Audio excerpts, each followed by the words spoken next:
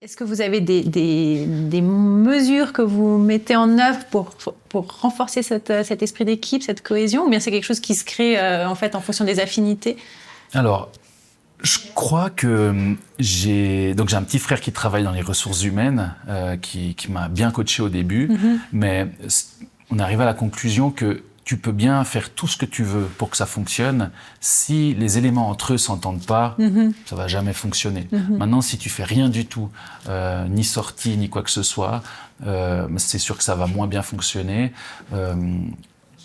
Moi, j'ai pas envie de les contraindre à faire des choses, mais on fait chaque année un souper ou une sortie. Là, on était allé en vélo électrique l'année passée. Moi, j'avais trouvé ça génial parce qu'on pas tout le monde dans les apprentis ou il y a certaines personnes qui sont pas fans de vélo électrique ou de vélo, et puis en VTT sur des chemins un petit peu. Ça leur fait sortir de leur zone de confort. C'est ça. Et puis c'était vraiment génial. On a été faire un grand tour avec un copain qui est guide de bike. Et puis on a vraiment profité. Puis ça, justement, ces journées-là, ça amène beaucoup de valeur, je trouve. Et puis on sort un peu du contexte. Typiquement, c'est pas toujours moi qui organise. Ça, je trouve génial aussi.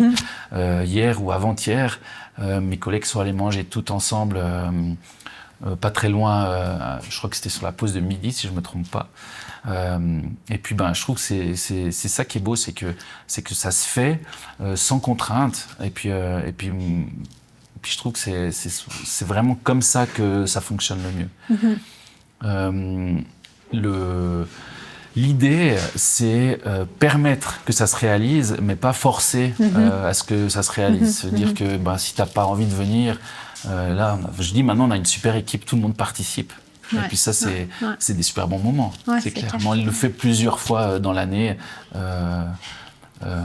sans obligation, bien sûr.